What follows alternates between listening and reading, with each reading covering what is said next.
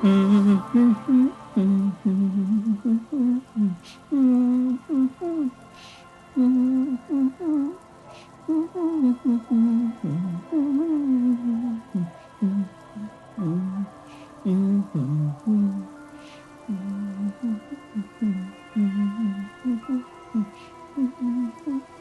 not sure about the melody, but it might be South Samaran, possibly Sigayan, also known as the apricot sujunti.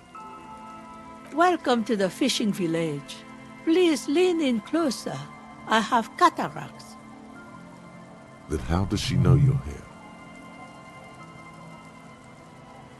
Oh, welcome, police officer. We don't cause any trouble around here. And we don't want any trouble either. We are not here to cause any trouble, madame.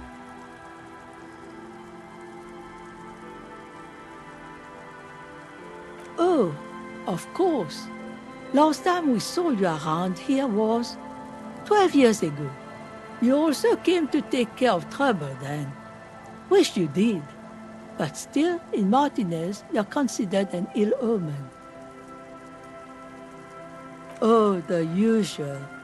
Dark tidings. Black hound. That's you, all right. A black hound licking your own heels. Maybe they are afraid. Because you're an ill omen. But you're still welcome here. As long as men with guns aren't chasing you. And maybe even then. Because that's the kind of fishing village we've built. I'm sorry there's not a lot of room to park the motor carriage, and not a lot of houses, or a lot of people. My kids are long gone, searching for treasure.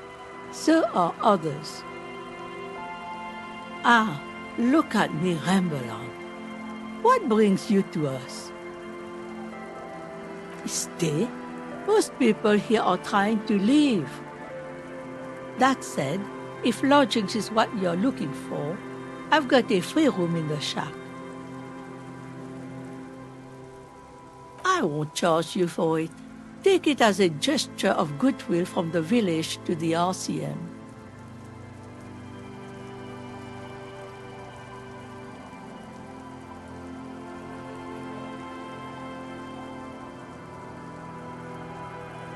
Oh, don't. It's your choice. No skin off my teeth. My kids grew up and left like they do. The house is long empty now. I live in the small side attachment. It's easier and cheaper to keep warm. Don't make an old woman regret opening her house to the police. Well, if you are not in the hostel in the morning, I know where to find you. Here, in a shack. Just us. It's barely a village anymore. We almost don't exist. This is pretty much a non-place. A gap. A blank spot on the map. Just a cluster of nameless shacks on a nameless street. The place is so pornographically poor, it's not even funny.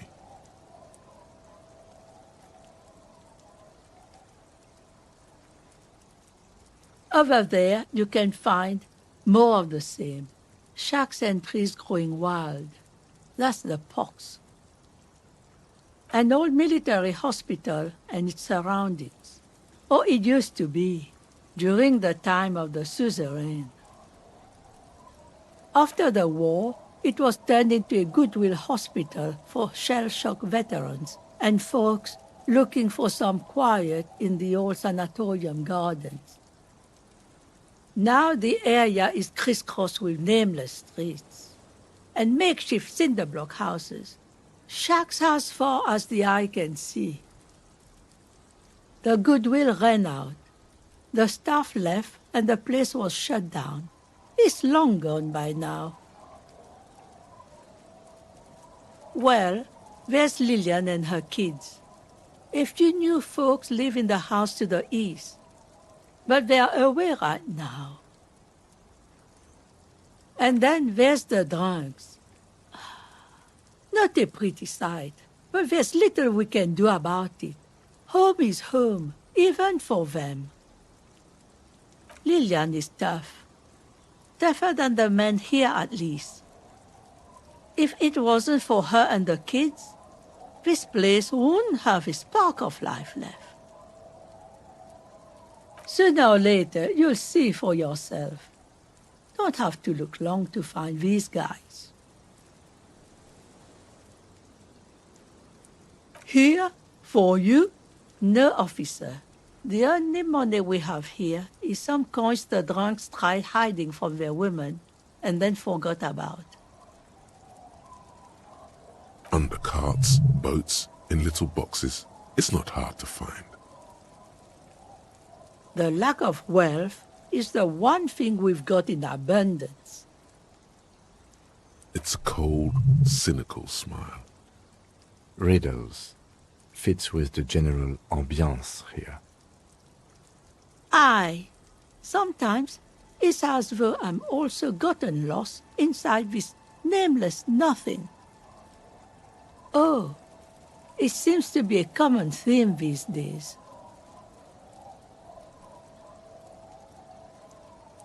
Isn't that what people always think when they are lost?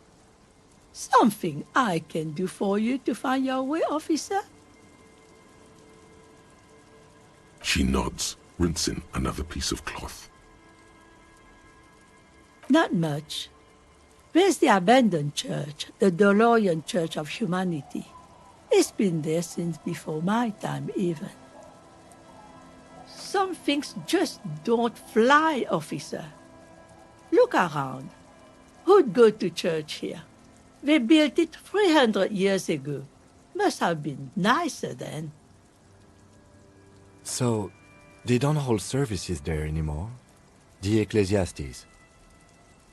No, we've tried, but things just keep happening. Crime, accidents, other things. The place never stays open. It's a pity. It used to be such a nice church. Before you get to the church, there's some ruins, an apartment complex, or some kind of electrical plant. Run-down bunch of houses, empty. Of note, the old fish market up on the boardwalk, but it's closed. No one. That's why it's closed. It was once a bustling place, back when I was young, and so was everyone else. Now, what catch we do bring in goes straight into a lorry for the Delta or somewhere else. What? You're one of those real estate people with big plans? If you want a development opportunity, you can. Used to be a supply depot, we think, sending goods and ammo across the bay. It's jammed shut though. We tried to get in, see if there was anything to sell or scavenge, but it's impossible. And now you know everything there is to know about this coast. Me? No one. Just an old washerwoman. Mother called me Isabel, if that's what you're asking. And my married name is Sadie. Now it's your turn, Mr. Quite a handle you got there. So many titles. One of them double.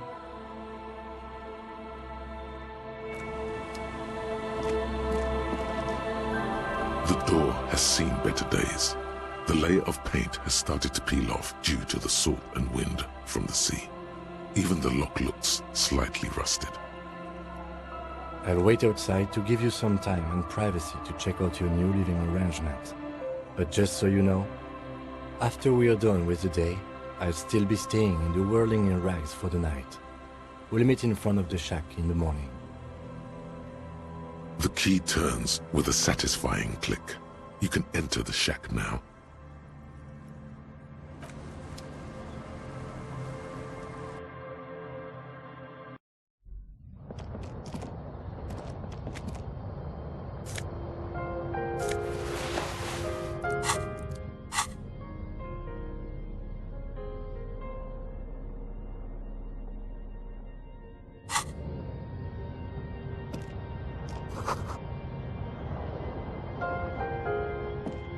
An old mirror hangs on the wall.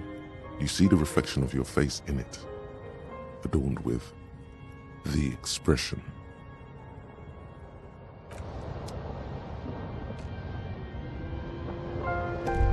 On the table, you see a bowl of water, a rough soap, and next to it, a small hand mirror.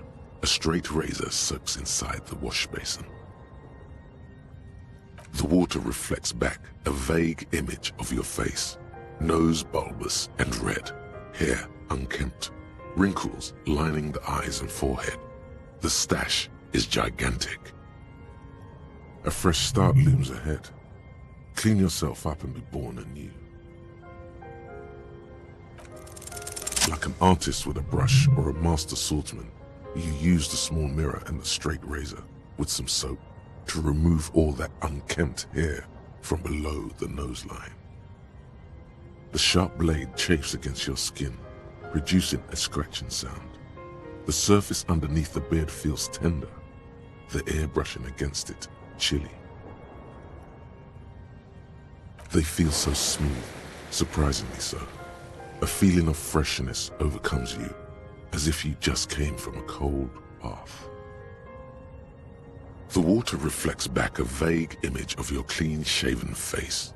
Despite the bulbous nose, unkempt hair, and persistent swelling, you look a little younger, maybe. You almost look like a professional.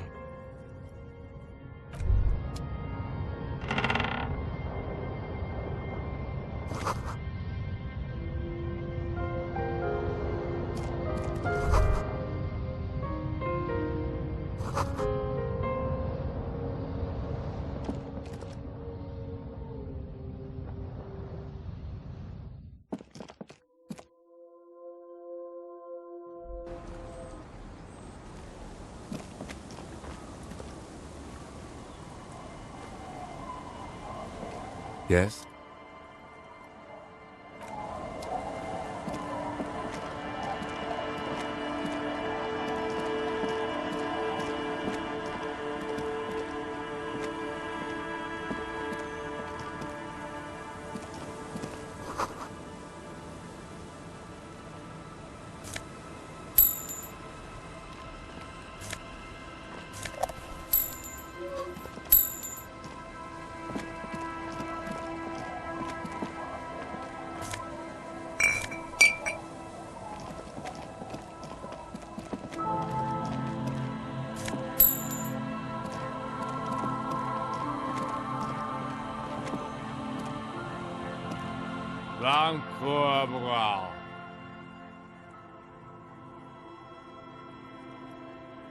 Don't you call her? Yeah! Don't call Abigail!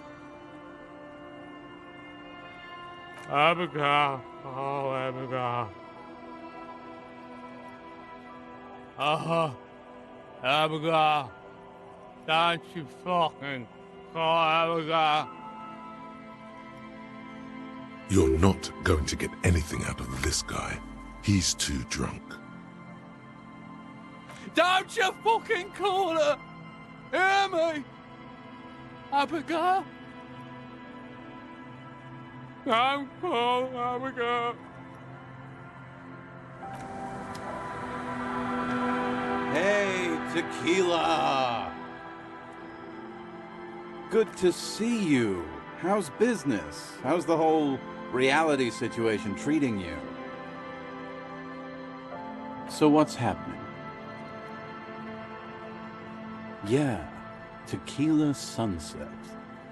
How are the, high-concept, reality-based adventures proceeding? He says it like it's obviously your name. Like you call someone Billy Brunel or leader of the 4th Street gang. Good.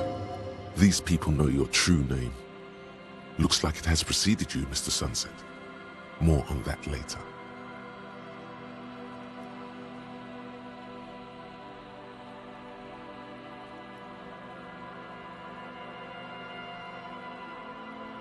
That's the spirit. I used to shape reality into my image, long time ago. Those days are over now. Sadly, things aren't going that well in Idiot Doom's Spiral Land. Haven't found those keys yet, haven't won that great piece of ass back. No word from my business buddies. Idiot Doom Spiral, huh? This is bound to be a good, high-concept conversation. At last. It's you. You're Tequila Sunset. We've met before. Don't you remember? No, you sure don't. Aha. Do you want to know how Tequila Sunset came to be? Tequila Sunset. Something ominous there. You think you feel bad now. Wait till you've heard the story. No. You need the wisdom. Let me take a sip to moisten up my chords. Tequila Sunset rolled into Martinez last Friday. And by Tequila Sunset, I mean you. The man, the myth. Hey, let's not jump ahead of ourselves. This is your story. Stop interrupting. You got here on Friday to solve a case, hoping to be the early bird who gets the worm. And by the worm, I mean the buzz. Because as far as I know, all you did was get piss drunk. Word on the street is you went around the local hostel telling people that you're a police officer, and that it would be really fucked up if you shot yourself in the head right in front of them. That's pretty high concept, if you ask me. It is. The lieutenant's brow is furrowed. He's listening as casually as he can. It was a late Saturday night when we, the Union of Moribund Alcoholics, were getting our drink on. Nothing remarkable about this. We get our drink on 24/7. Makes everything warm and glowy. I trust you know the feeling. One moment we hear the sound of a motor carriage revving up somewhere on the plaza, followed by a series of dings and bangs. Naturally, loud noises pique the interest of anybody owning a pair of ears. That's just the reality we're in. You can't get off now. You have to stay. I think that we should let him continue with the story. That's right. I let you finish all of your stories that night. Anyway, there was a brief silence. A gasp of silence, if you will. Followed by a real commotion. We heard the carriage careening towards the coast at top speed. Sounded like someone jumped the canal. We grabbed our brewskis and rushed to the jetty. Never underestimate the speed of an alcoholic. What we saw was a sight to behold. A beat-up police carriage containing you. Right there on the beach. You revved the engine and screamed at the top of your lungs. "The time hath come!" So, naturally, being the curious cat I am, I asked what time hath come, to which you replied, "The time hath come for Tequila Sunset, the end of all things!" After which, your reality contracted. You jammed the pedal, plowed right off the jetty, and through the ice. We ran towards the ice, whilst you crawled your way out, miraculously unhurt, covered in seaweed and shit, like some kind of sea monster. When we finally got there, you were sitting on the beach crying. You said that your badge and uniform were in the car. It was too late to get in there, though. The carriage had sunk too deep. In this way, you and your motor carriage have a lot in common. Recognizing a brother in need, we offered our condolences and invited you to party with us, which you naturally agreed to. We asked about the whole Tequila Sunset thing, and you told us it was your name now and insisted that we all call you that from then on.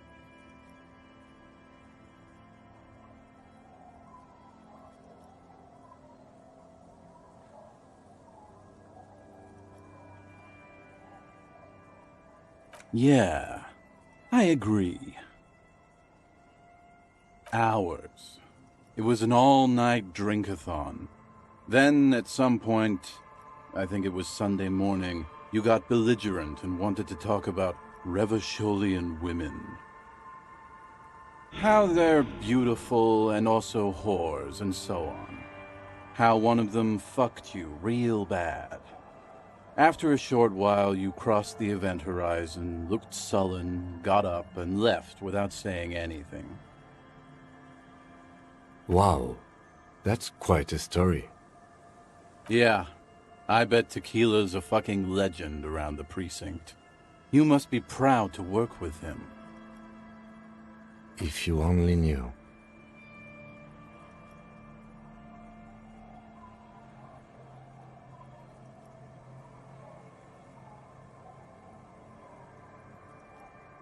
Beside your gun and your badge, you said something about your hope or heart or something.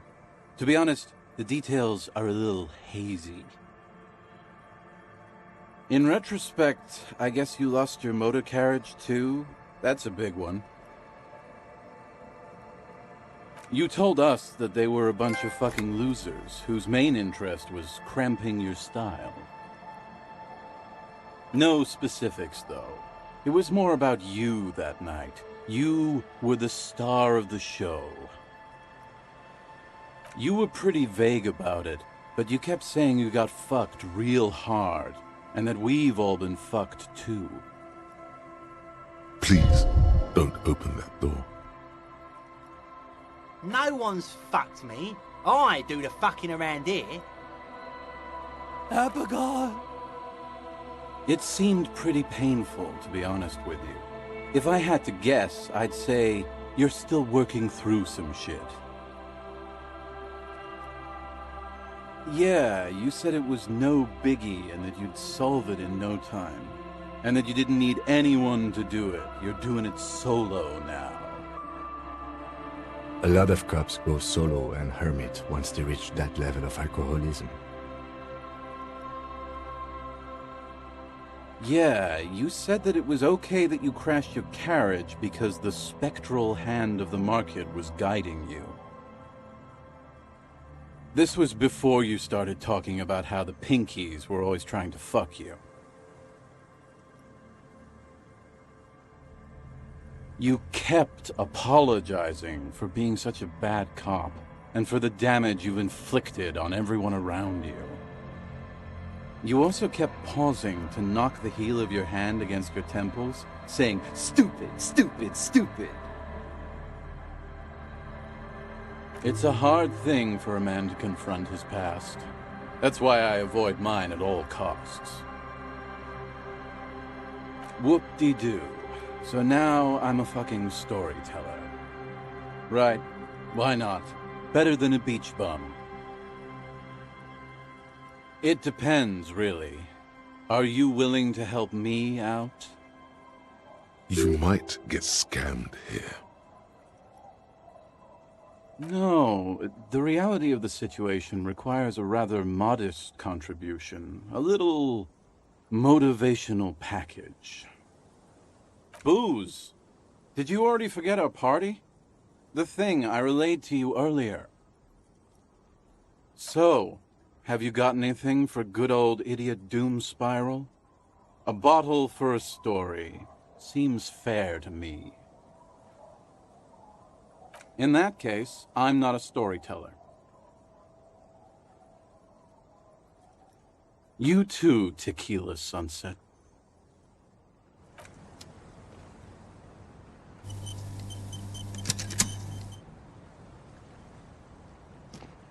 Good to see you, friend. Do I have deals set up for you, buddy boy?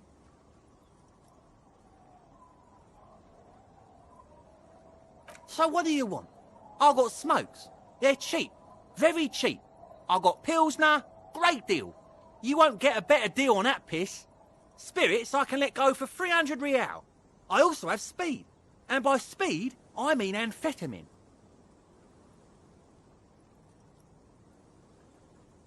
See, friend, it's real valuable. Worth every real, if you catch my drift. Got it from a bit of a business venture.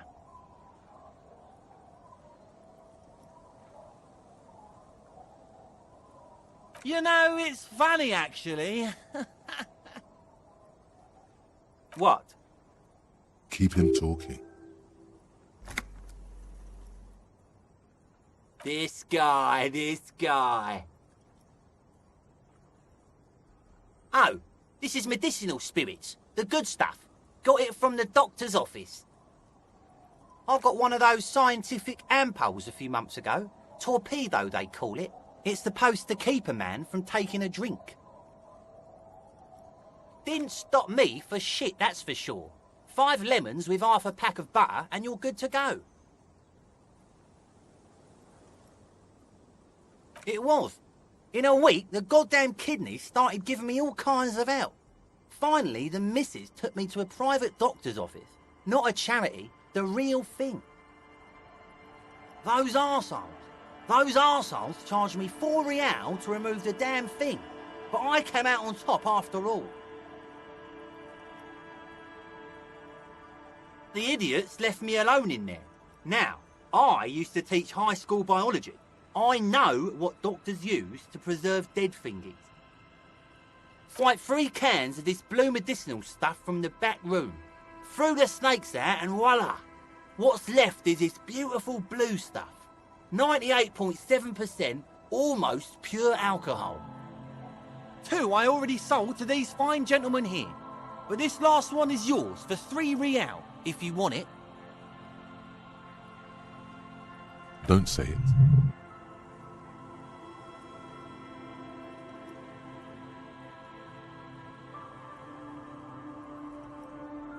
£3 and it's yours, friend. The deal of a lifetime. Well done. You got it. That's a much more reasonable price right there. Makes sense now.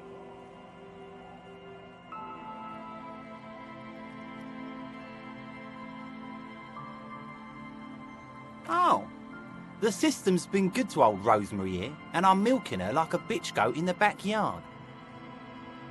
You see, friend, man makes his own luck, and I made mine real good. Got my hands on 3 bottles of liquor exquise, sold 2 to the fellows around here, and immediately invested the profit. Bought cigarettes, bought beer, even bought a bit of speed. And look at me now, I got everyone on my hook. The hook? Where is it? I can't see it.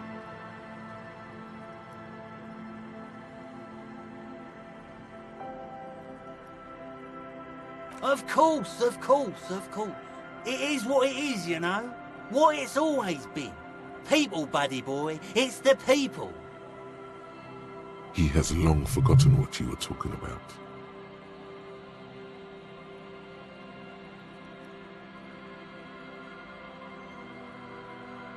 Just make sure to enjoy that one, friend.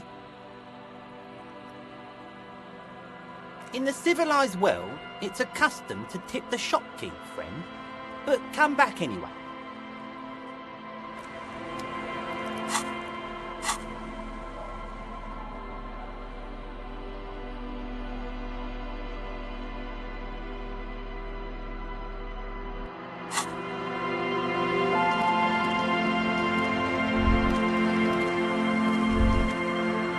A drop in temperature, an easy flow of air. An empty street. Before you, a thoroughfare unjammed with lorries. No more drivers smoking on hitched steps. Just silence. Chemically sweetened. Across the road, a forgotten bus stop. Corrosion has opened a hole in its roof. An elm tree watches over the building. Its branches are dripping with rain and snow. The road is smooth and motley.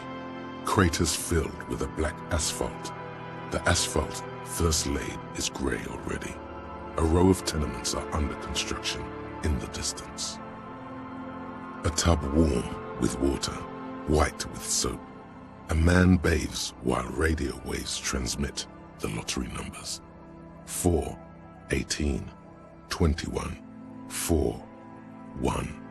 A modern washing machine rattles a drawer full of silverware. Number 312D.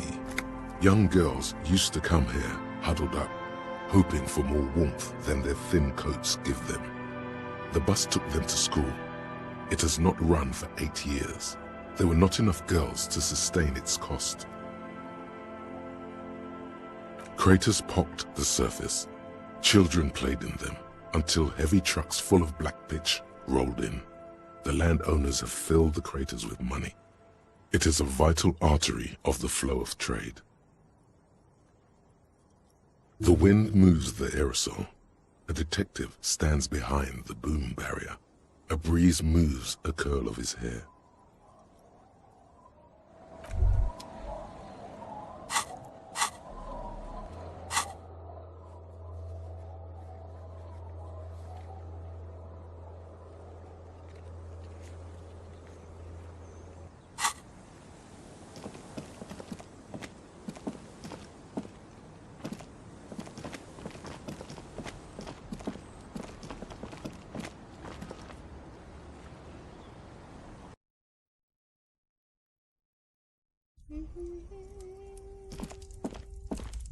Hello, mister. She clutches a small stuffed animal. Occasionally, she twirls it around.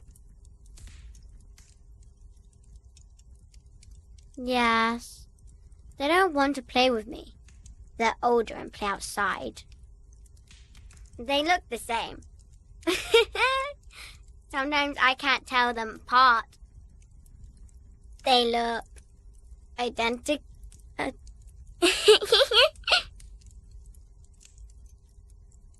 It's a grouse. Wasn't Gar, the cafeteria manager, trying to repair a piece of taxidermy? I don't know. Sure. Just go and get it. I don't like it anyways. It looks angry. All right. You just need to grab it from the ceiling and go. Yes, I am. Little Lily. You know my mom? That's nice. My mom is great. She's never angry or anything.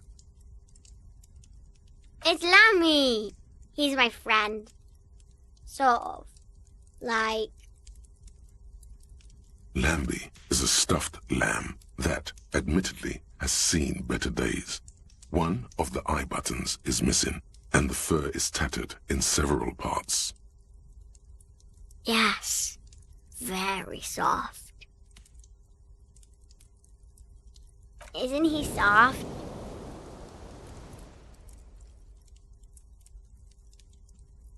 Bye!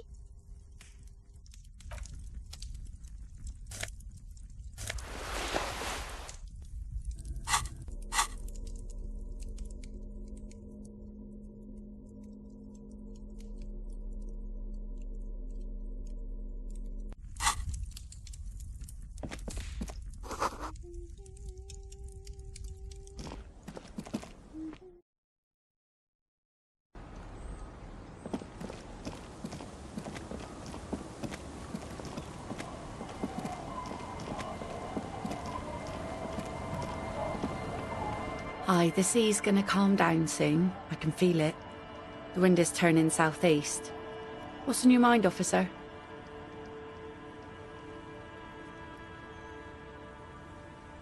Oh, that's good to know, I guess. Why is it in the sea?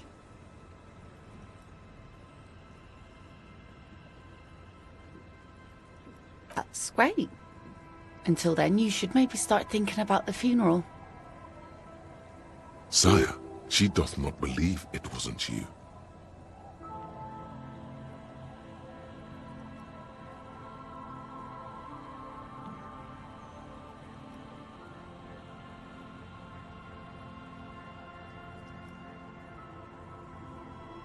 Aye.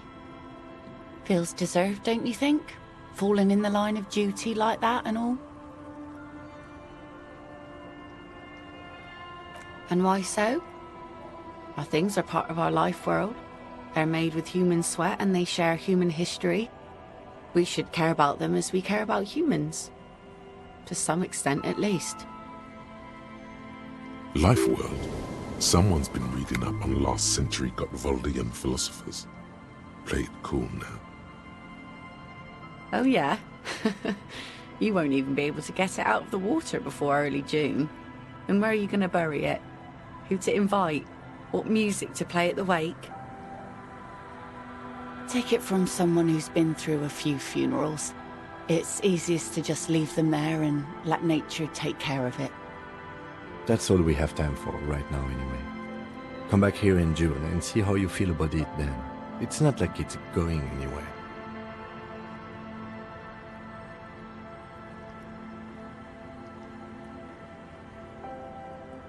Yes, that is a pity. But for now, let's focus on the things we do get to do. Like the murder investigation, for example.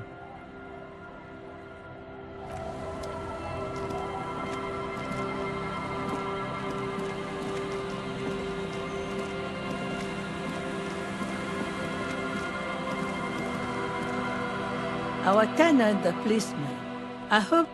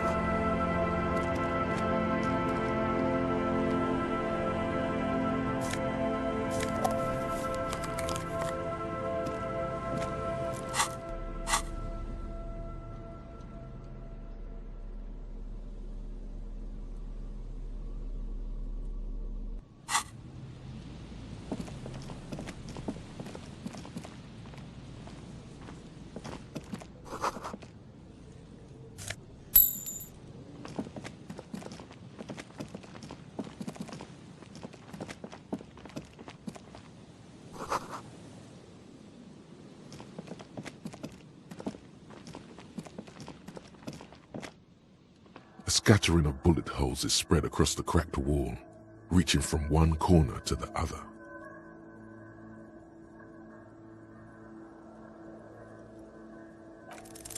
Unable to piece together the big picture just now, there's a hole in their hypothesis. The scattering of bullet holes looks like one giant smiling mouth, smiling its deadly smile. Correct. The density of the bullet holes is unusual, even in a general average bullet hole frequency in Martinez's sense. Grim affairs. Meaning, this is a lot of bullet holes. Looks like fully automatic rifle fire. Something you don't see these days. The lieutenant also nods. It is quite a scene. The two of you standing next to the broken wall of an abandoned building, nodding along. The lieutenant is nodding so hard it looks like his head is about to snap off his neck. The lieutenant matches your nodding pace. He's a true professional at this. A small bead of sweat runs down the side of the lieutenant's face as he maintains his nodding. As the lieutenant takes out her handkerchief and softly taps the sweat off his temple, a faint crack echoes through the coast. Your neck couldn't withstand all this effort. It's too much. Busted the neck, did you? Glad I stopped when I did. My neck was really starting to hurt. Don't worry, little man. Now we should get going.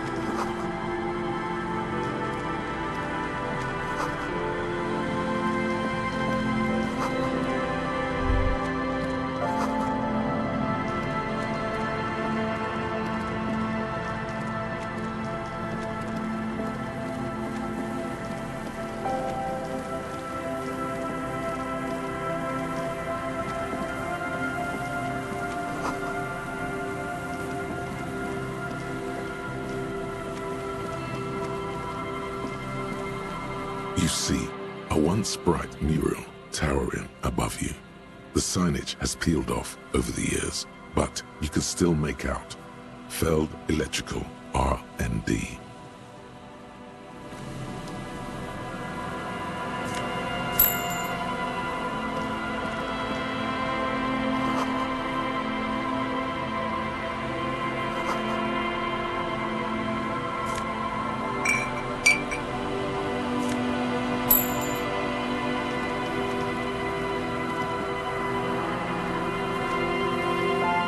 Mikhail noticed the windows, especially with how there are no windows on the south side. This was to deal with. You officers, come to investigate the historic subtext of West Martinez? I'm Tran Heilostam. You must be Kim Kitsuragi, right? I was just telling my son about this building. Not a lot of people realize the historic significance here. Very rich in hypertext. Nice to meet you. Yes, hypertext. Young Carp and the collection of cultural hyperlinks. Oh yes, so Mikhail. They had to deal with monitor glare, especially in the summer. They still had vector monitors back then. That was 49 years ago. So they didn't have windows on the south wall. No, I can't say that we've met before, but I've heard of Kim, of course. Mikhail, say hi to the officers. Mikhail's a little tired today.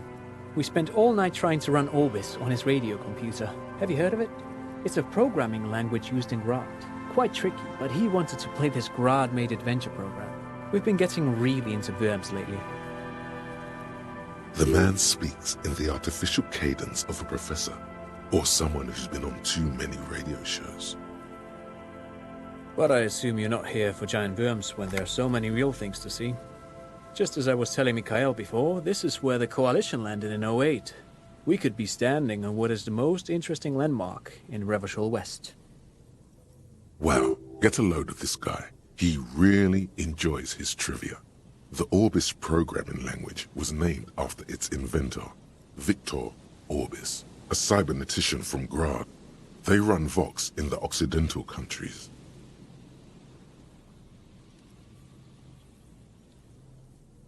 Aha! But it's not just any empty old building.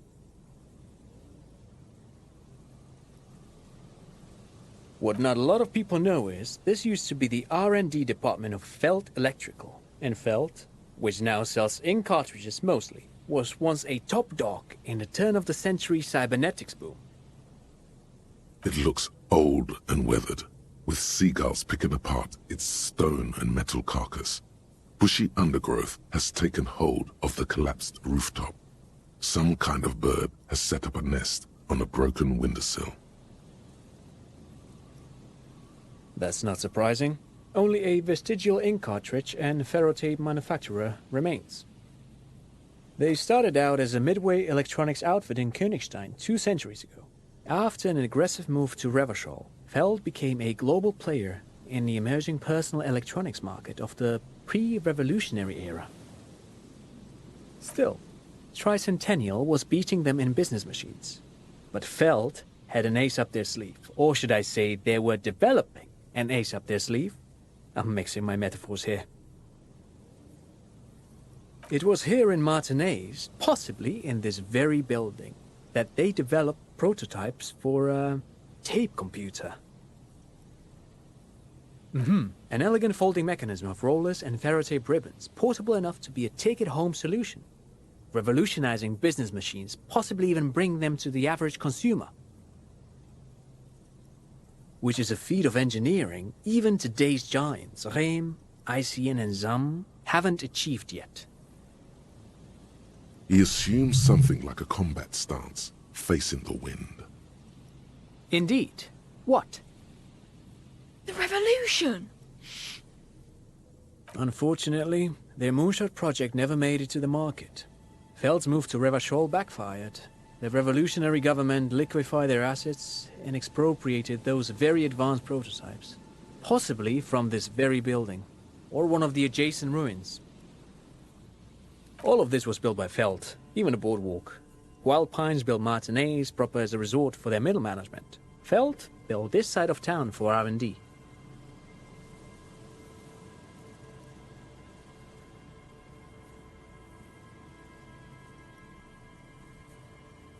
Yes, they even built a pleasure wheel, but that got destroyed in the war.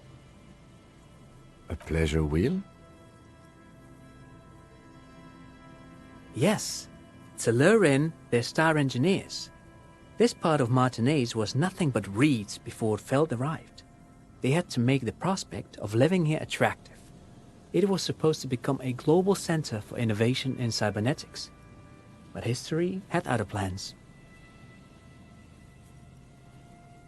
Oh, I'm afraid it didn't end well for the boys. But this story is a bit too dark for little Mikhail here. Now, if you were to ask about tape computers... Wait, is he saying that we should just bypass the excesses of the revolution? Tape computers. They used them for military communications, but also to write and send out press releases, the most notorious example being Le Décret de Mars. What's the Mars Decree? I mean the radio transmission sent out to news agencies and world governments by the newly created Commune of Revachol on the 7th of March in the year 02. A short-lived legislative foundation for a short-lived utopia. It's a beautiful piece of text, actually. A singer-songwriter I know, Charette, called it a love poem to Revachol on her political concept album, Bombe Baiser dans ce Lind. You should read it. Every local library in Revachol stocks a copy of the decree. I tried to get Mikhail to memorize it. Tried to. Someone was much too interested in worms to be paying any attention.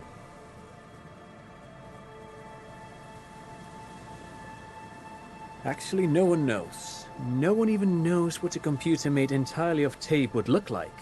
But word has it, they were very elegant, exquisite, alien-looking turn-of-the-century hardware.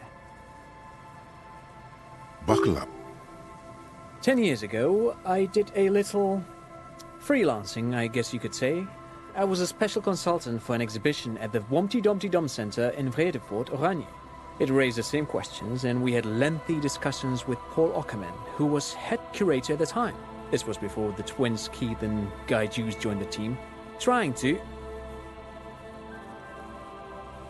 Wait, did he just say Wumpty Dumpty Dom Center? What the hell is a Wumpty Dumpty Dom Center? And who the hell are Keith and Guy Juiced? The Wumpty Dom Center for Contemporary Art. The exhibition itself drew on Lagerman's notion of memory, and so there were some parallels. That's why the head curator, Paul Ockerman, chose to...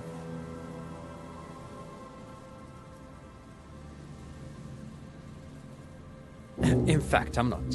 The Wumpty Dom Center is a place you can visit if you're ever in Vredefort and are ever in the market for an exhibition space / contemporary art research center. But perhaps I should return to the tape computers. As I was saying, the device itself was very elegant, fragile even. One could write directly on the tape using a special chemical solution. The machine would then analyze the handwriting, perform operations, and project output onto a white screen. It was a beautiful, delicate thing. Made of black film and folding tape structures.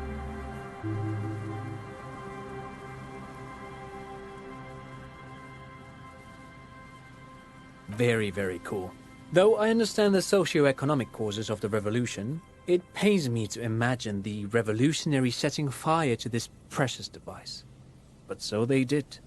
The felt playback experiment vanished into the fires of '07. Yes, the official name of the prototype. Some sources report it as the felt playback experience, but those are incorrect. Who knows? Maybe it was an accident, or maybe they didn't want the technology to end up in the wrong hands. Either way, they're all gone now. All 3 versions of the prototype. Nothing but debris and ashes remain inside that building.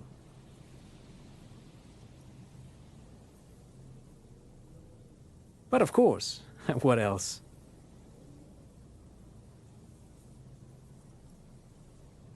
No, thanks to you for having me and little Mikhail here to pick your brain. A very interesting conversation indeed. Pick your brain? If anything, this was rather one-sided. He did the talking. Whatever.